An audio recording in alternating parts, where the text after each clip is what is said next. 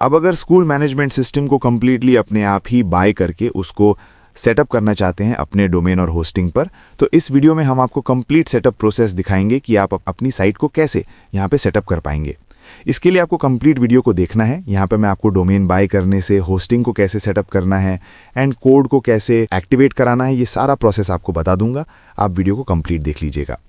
अगर आप इतना टेक्निकली नहीं जानना चाहते हैं एंड आपको चाहिए सेटअप करना, ये सब झमेले में नहीं पढ़ना चाहते हैं, तो आप हमसे कांटेक्ट कर सकते हैं, जिसमें हम आपको कोड को सेटअप करके देंगे।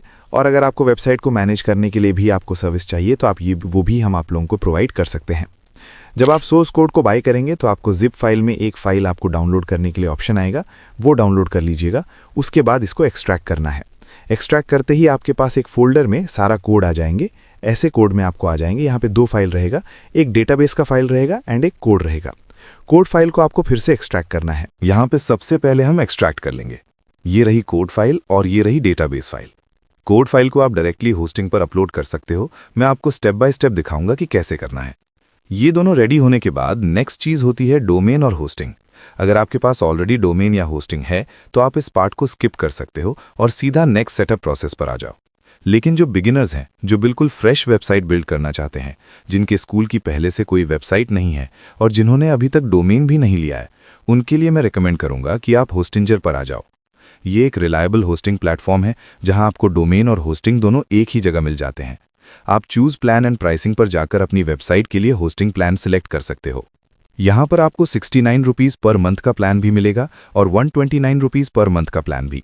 ऑनेस्टली स्कूल वेबसाइट्स के लिए बहुत ज़्यादा प्रीमियम होस्टिंग की ज़रूरत नहीं होती क्योंकि ट्रैफिक लिमिटेड होता है। ये दोनों प्लान स्कूल वेबसाइट के लिए बिल्कुल सफिशिएंट है। 69 रुपीज़ वाले प्लान में आपको डोमेन अलग से लेना पड़ेगा, लेकिन अगर आप 129 रुपीज़ पर मंथ वाला प्लान लेते हो तो आपको 1 साल के लिए फ्री डोमेन मिलता है। डोमेन का मतलब होता है आपकी वेबसाइट का नाम, जैसे स्कूल के नाम पर abcdschool.com, .org या .in। इस फ्री डोमेन के लिए आपको एक्स्ट्रा पेमेंट करने की ज़रूरत नहीं होती, लेकिन अगर आप 69 रुपीज़ वाला प्लान लेते हो तो डोमेन अलग से बाय करके होस्टिंग के साथ लिंक करना पड़ेगा, तब जाकर आपकी वेबसाइट लाइव होगी। आप डोमेन होस्टिंजर से भी ले सकते हो या किसी और कंपनी से बाय करके सिर्फ नेम सर्वर्स चेंज करके लिंक कर सकते हो। ये एक थोड़ा टेक्निकल प्रोसेस होता है। अगर आप इतना टेक्निकल पार्ट हैंडल नहीं करना चाहते तो आप हमसे 1 टाइम पेमेंट पर पूरे स्कूल का कंप्लीट सेटअप भी करवा सकते हो। और अगर आप कंफर्टेबल हो टेक्निकल चीज़ों के साथ तो आप खुद भी ये प्रोसेस फॉलो कर सकते हो। अभी मैं आपको 129 रुपीज़ वाला प्लान सिलेक्ट करके दिखा देता हूं ताकि आपको पूरा प्रोसेस क्लियरली समझ आ जाए। यहाँ पर टोटल प्राइस दिख रहा है 48 मंथ्स के लिए 7,306 रुपीज़, लेकिन मैं आपको एक 20% डिस्काउंट वाला लिंक दूंगा। इस डिस्काउंट लिंक को यूज़ करने पर आपको सेम प्लान पर 20% ऑफ मिल जाता है। ये लिंक मैं आपको कोड के साथ एक डॉक्यूमेंट फाइल में प्रोवाइड कर दूंगा। अभी मैं वही लिंक ओपन करके दिखा रहा हूँ। सेम 129 रुपीज़ वाला प्लान सिलेक्ट करते हैं। देखिए 20% डिस्काउंट अप्लाई हो चुका है और प्राइस अब 7,306 रुपीज़ से 5,845 रुपीज़ हो गया है। इसके बाद कंटिन्यू पर क्लिक करके आपको अपना ईमेल आईडी और पासवर्ड एंटर करना होता है। अगर आप पहली बार रजिस्टर कर रहे हो तो यहीं से अकाउंट क्रिएट हो जाएगा और अगर ऑलरेडी अकाउंट है तो बस लॉगिन करके पेमेंट कंप्लीट करनी होती है। मेरा ऑलरेडी सर्वर एक्टिव है इसलिए मैं पेमेंट स्टेप स्किप कर रहा हूं। मैं आपको दिखा देता हूं कि परचेज के बाद डैशबोर्ड कैसा दिखेगा। परचेज के बाद आपको ऐसा डैशबोर्ड मिलेगा। इनिशियली योर वेबसाइट सेक्शन में आपको एक ब्लैंक साइट दिखेगी। उसके बाद आपको डोमेन सेक्शन में जाना है। अगर आपने प्रीमियम प्लान लिया है तो यहाँ क्लेम योर डोमेन नेम का ऑप्शन आएगा। यहाँ पर आप अपने स्कूल के लिए जो भी डोमेन चाहते हो .com, .in या कोई और, वो सिलेक्ट करके क्लेम कर सकते हो। और अगर आपने सिंगल प्लान लिया है तो ऐड न्यू डोमेन पर क्लिक करके यहाँ से डोमेन परचेज कर सकते हो। डोमेन सेटअप होने के बाद आपको वेबसाइट्स ऑप्शन पर जाना है। यहाँ पर आपको ऐड न्यू वेबसाइट ऑप्शन पर क्लिक करना है। क्लिक करते ही आपको काफ़ी सारे ऑप्शंस दिखेंगे। इनमें से आपको custom PHP and HTML option select करना है। अब नेक्स्ट स्टेप में आपको अपनी वेबसाइट का डोमेन नेम एंटर करना होगा। जो भी डोमेन आपने लिया है वही यहाँ टाइप करना है। अगर आपने डोमेन होस्टिंगर से ही लिया है तो वो डोमेन ऑटोमेटिकली यहाँ शो हो जाएगा, और अगर आपने डोमेन किसी दूसरी कंपनी से लिया है तो बस मैन्युअली अपना डोमेन नेम यहाँ एंटर कर दीजिए। मैं एग्जाम्पल के लिए दिखा देता हूँ। मान लीजिए आपने abc.com डोमेन लिया है तो वही डोमेन आप यहाँ टाइप करेंगे। जैसे ही आप डोमेन एंटर करते हो नेक्स्ट ऑप्शन ऑटोमेटिकली एनेबल हो जाएगा। नेक्स्ट पर क्लिक करते ही आपको डोमेन नेम ऑलरेडी फिल्ड दिखेगा। यहाँ register with another hosting account जैसा ऑप्शन भी आएगा, इसे आप इग्नोर कर सकते हो। अब नेक्स्ट पर क्लिक कर दीजिए। इसके बाद आपका डोमेन और होस्टिंग लिंक हो जाएगा। लिंक होने के बाद आपको वेबसाइट का एक डैशबोर्ड दिखेगा, कुछ इस तरह का। अब यहां से आपको फाइल मैनेजर ऑप्शन पर आना है। इसको राइट क्लिक करके ओपन कर लीजिए। ओपन होने के बाद आपको public_html फोल्डर के अंदर जाना है। यहां पर आपको अपलोड का ऑप्शन मिलेगा। अपलोड पर क्लिक करने के बाद आपको फाइल्स या फोल्डर अपलोड करने का ऑप्शन मिलेगा। हम यहां फोल्डर अपलोड करेंगे। जो फोल्डर हमने पहले एक्सट्रैक्ट किया था, कोड वाला फोल्डर, उसी फोल्डर को यहां से सिलेक्ट करके अपलोड कर दीजिए। फोल्डर सिलेक्ट करने के बाद ओके पर क्लिक कर दीजिए। अब यहां अपलोडिंग स्टार्ट हो जाएगी। जब तक अपलोड प्रोसेस चालू है तब तक हम नेक्स्ट काम कर लेते हैं। अब आपको डेटाबेस ऑप्शन पर आना है। इससे पहले मैं एक चीज क्लियर कर देता हूं। जब आप डोमेन ओपन करोगे तो वेबसाइट अभी लोड नहीं होगी, क्योंकि अभी तक फाइल्स प्रॉपरली सेट नहीं हुई हैं। कभी कभी आपको 403 एरर जैसा मैसेज भी दिखेगा। ये नॉर्मल है, टेंशन लेने की जरूरत नहीं है। अब अपलोड कंप्लीट हो चुका है, लेकिन फाइल्स अभी कोड फोल्डर के अंदर हैं। हमें इन सब फाइल्स को public_html के रूट के अंदर मूव करना होगा।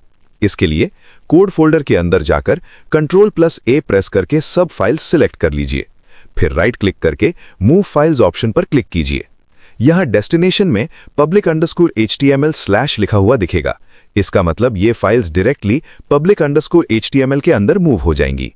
मूव कंप्लीट होने के बाद अब कोड फोल्डर की कोई जरूरत नहीं है, आप इसे सेफली डिलीट कर सकते हो।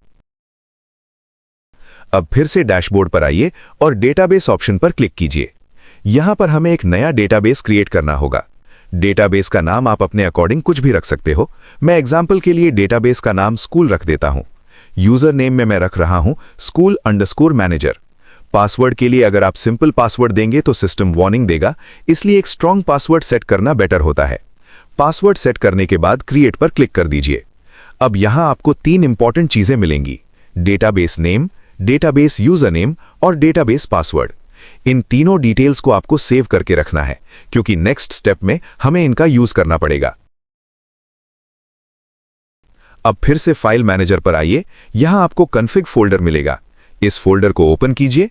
config फोल्डर के अंदर आपको db.php नाम की फाइल मिलेगी। इस फाइल को डबल क्लिक करके ओपन कीजिए। नीचे आते ही आपको डेटाबेस कनेक्शन सेटिंग्स दिखेंगे। यहां पर डेटाबेस यूजर नेम के प्लेस पर अपना डेटाबेस यूजर नेम पेस्ट कीजिए। पासवर्ड के प्लेस पर अपना डेटाबेस पासवर्ड पेस्ट कीजिए। डेटाबेस नेम के प्लेस पर अपना डेटाबेस नेम पेस्ट कीजिए। सब डिटेल्स पेस्ट करने के बाद सेव बटन पर क्लिक कर दीजिए। डेटाबेस कनेक्शन का पार्ट कंप्लीट हो गया है। अब लास्ट स्टेप में आपको फिर से डेटाबेस सेक्शन में आकर enter PHP my admin option पर क्लिक करना है। अब यहां पर आपको इंपोर्ट ऑप्शन पर आना है। इंपोर्ट पर क्लिक कीजिए और यहां चूज फाइल ऑप्शन सिलेक्ट कीजिए। अब जो डेटाबेस फाइल आपको कोड बाय करते टाइम मिली थी, उसी डेटाबेस फाइल को यहां से सिलेक्ट करके ओपन कर दीजिए। फाइल सिलेक्ट होने के बाद नीचे इंपोर्ट बटन पर क्लिक करना है। जैसे ही इंपोर्ट कंप्लीट होता है, आपका डेटाबेस सक्सेसफुली यहां इंपोर्ट हो जाएगा। अब एक बार अपनी वेबसाइट को ब्राउजर में रीलोड करके चेक कर लेते हैं। अब यहां पर आपको सॉफ्टवेयर एक्टिवेशन का ऑप्शन दिखेगा। सिस्टम यहां पर आपसे लाइसेंस की मांग रहा होगा। जब भी आप सॉफ्टवेयर बाय करते हो तो आपकी रजिस्टर्ड ईमेल आईडी पर ऑटोमेटिकली एक एक्टिवेशन की भेज दी जाती है। ये एक्टिवेशन की आपको supportkedar.com के नाम से मेल में मिलेगी। जिस ईमेल आईडी से आपने परचेज किया होगा, उसी ईमेल पर यह की आएगी। अब इस एक्टिवेशन की को सिलेक्ट करके कॉपी कर लीजिए और यहां लाइसेंस फील्ड में पेस्ट कर दीजिए। पेस्ट करने के बाद एक्टिवेट बटन पर क्लिक कीजिए। एक्टिवेट करते ही आपका सॉफ्टवेयर सक्सेसफुली एक्टिवेट हो जाएगा और आपकी वेबसाइट लाइव हो जाएगी। यह एक्टिवेशन प्रोसेस सिर्फ 1 टाइम होता है। इसके बाद आपकी साइट नॉर्मली काम करती रहेगी। अब आप अपनी वेबसाइट पर जाकर सारे पेजेस एक्सेस कर सकते हो। एडमिन पैनल, सिलेबस, रिपोर्ट्स और बाकी सारे फीचर्स प्रॉपरली काम करेंगे। तो अगर आप डेमो साइट देखेंगे तो उसी तरह आप यहां भी एडमिन लॉगिन करके सिस्टम यूज कर सकते हो।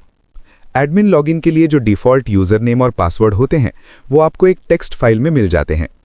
जब भी आप जिप फाइल को एक्सट्रैक्ट करोगे तो उसके अंदर एक टेक्स्ट फाइल होगी जिसमें ये सारी इंपॉर्टेंट डिटेल्स मेंशन होंगी।